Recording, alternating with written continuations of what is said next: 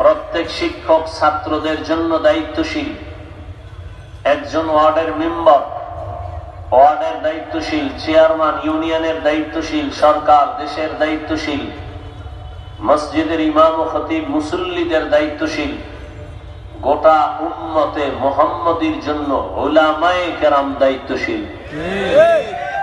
আর একজন সাহাবী বললেন, ইয়া রাসূলুল্লাহ, আমার অধীনেও কেউ নাই, আমিও কারো অধীনে নাই, আমি একা, আমার দায়িত্ব কি?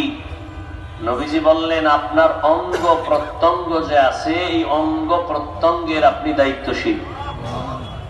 কিয়ামতের ময়দানে আল্লাহর আদালতে দাঁড়ায়া জবাব দিতে হবে, দুটো হাত দিছিলাম যে ডিউটির জন্য, পালন করেছে কিনা?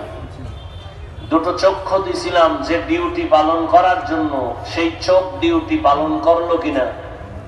দুটো হাত দিছিলাম, পা দিয়েছিলাম, কান দিয়েছিলাম ডিউটির জন্য, এই ডিউটি পালন করলো কিনা? আমাদের এক হাতে আঙ্গুল কতটা? এক একটা আঙ্গুলের দাগ আছে কয়টা? টোটাল 5 আঙ্গুলে কত দাগ? এই দাগগুলো আল্লাহ অনর্থক দেন নাই। বান্দা, তুমি 5 ওয়াক্ত নামাজের পরেই ডান হাতের আঙ্গুলের দাগগুলো গুনে গুনে 1 মিনিটের আমল করবা। 33 বার সুবহানাল্লাহ, 33 বার আলহামদুলিল্লাহ, 34 বার আল্লাহু আকবার। এটা 1 মিনিটের বেশি লাগে না। তোমার আঙ্গুলের দাগগুলোরও ডিউটি আছে। তুমি এই তসবিহ পড়ো, যদিও ছোট কিন্তু পাওয়ার অনেক বেশি। কিয়ামতের দিন আল্লাহ জিজ্ঞাসা করবে, ডিউটি পালন করছো? তো অনেক গুনাহগারেরা আযাবের ভয়ে মিথ্যার আশ্রয় নিয়ে বলবে, হ্যাঁ করেছে। তখন আল্লাহ জবান বন্ধ করে হাতকে বলবে, এই হাত কথা বলো, চোখ কথা বলো। আমাদের আপনাদের হাত কি কথা বলতে পারে? বলেন বলেন, পারে না। তা আল্লাহ বলবে হাত কথা বলে, এটা কেমনে হবে? এখান থেকে একটা মূলনীতি মনে রাখতে হবে। দুনিয়ার বিবেক আর মানুষের ব্রেন যেটাকে বলে অসম্ভব হবে না, আকীদা রাখতে হবে সেই অসম্ভব কে সম্ভব করার ক্ষমতা আছে কার? দুনিয়ার মানুষ বলে এটা অসম্ভব, আমার রব বলেন আমার কুদরতের দ্বারা সম্ভব। মরা গাছে কথা বলতে পারে না, এটাই সত্য। আমার আল্লাহ বলেন আমার কুদরতে পারে। দুধের বাচ্চা কথা বলতে পারে না, এটাই সত্য। আমার রব বলেন আমার কুদরতেই ক্ষমতায়। اليوم نختم على أفواههم وتكلمنا أيديهم وتشهد أرجلهم بما كانوا يكسبون فاستقوا يد منچنی دزدیدام لپگوید منچنی بوسیدام چشمگوید چیدام غمزاحرام گوشگوید چیدام سمر الکلام। হাত কথা বলতে পারে না, এটাই বাস্তব। কিন্তু আমার রব যখন আদেশ দিবেন, সাথে সাথে হাত কথা বলা শুরু করবে।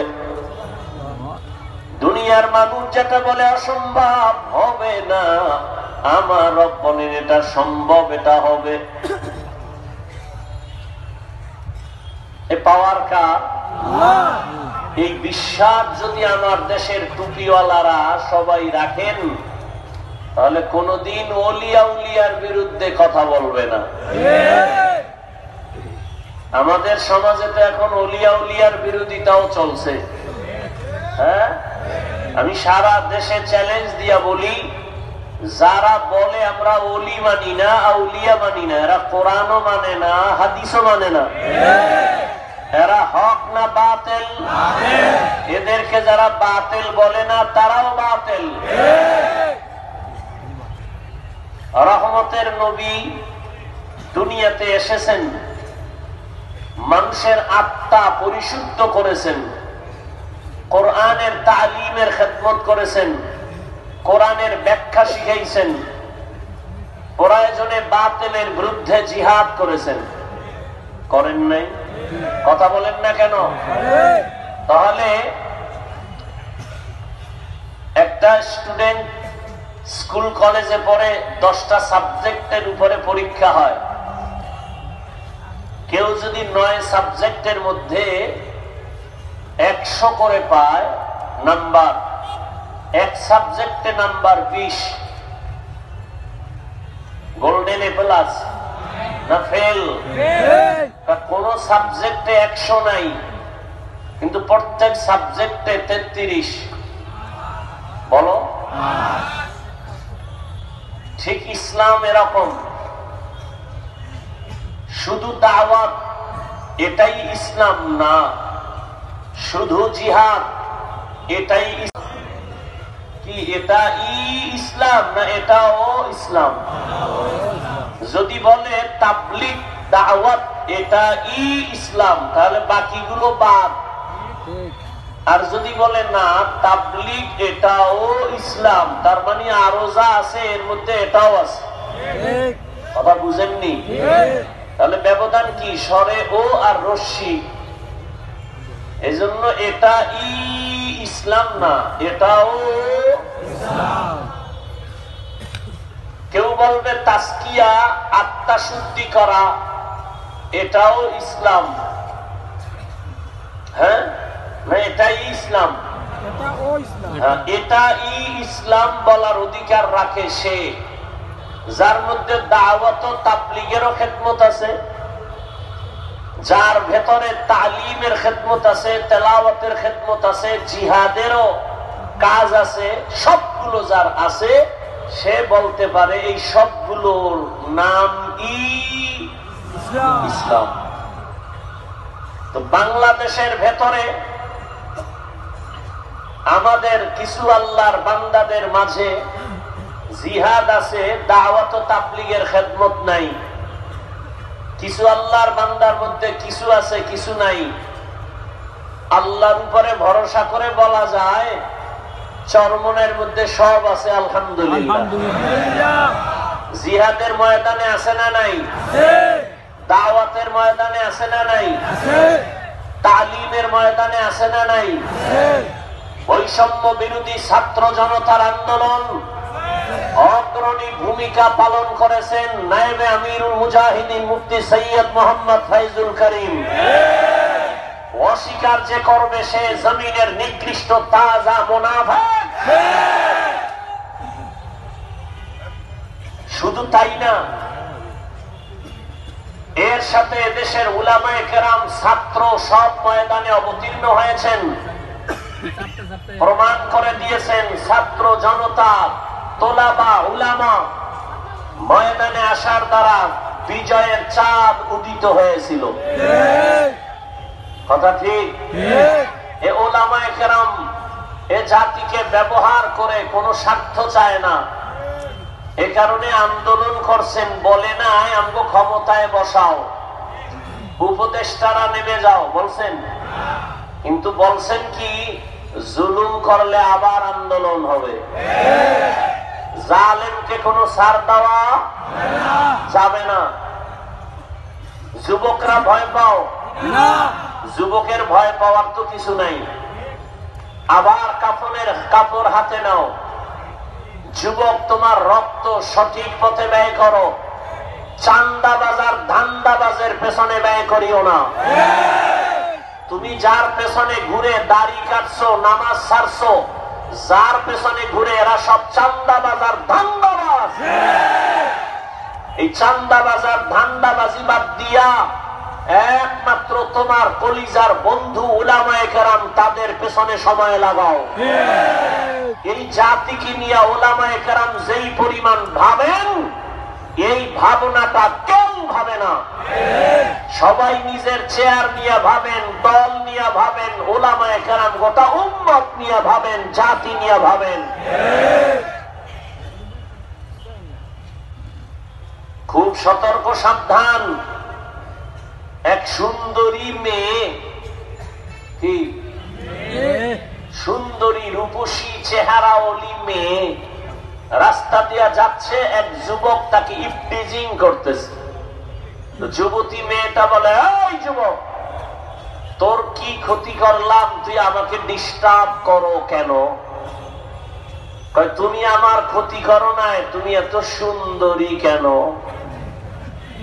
এটাই তোমার কাল।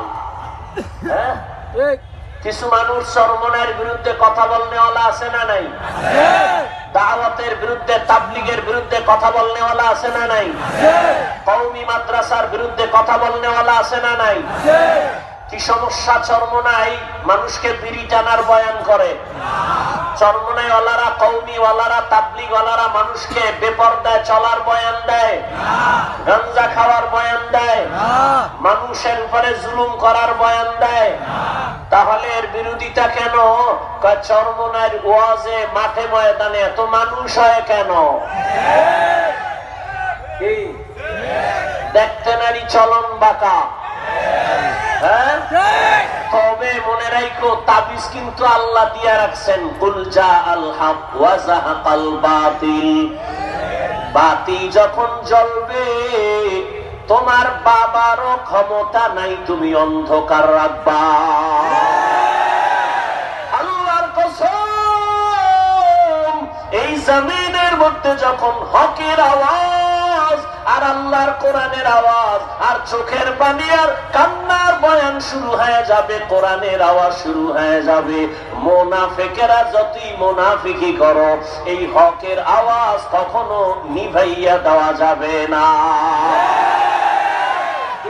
যাও সুন্নতে আহমদ কুজা বা মুহাম্মদ কৈবুয়াত নিসবতরা মান আহাব্বা সুন্নতি কওলে রাসূল মজদায়ে কানা মাই হাম কুন কবুল। জাফলং ঘুরতে যাও, কক্সবাজারে যাও, আনন্দ ভ্রমণ করো, যাও, একবার ঘুরতে ঘুরতে চরমনাই যাইয়া দেখিও এত মানুষ কেন সেখানে দৌড়ায়। এরা টাকার পেছনে দৌড়ায় না, ক্ষমতার জন্য এরা লালায়িত না। হ্যাঁ, ক্ষমতা যাব, কারণ ইসলামের চেয়ার যদি কোনো ধান্দাবাজ আর চান্দাবাজেরা দখল করতে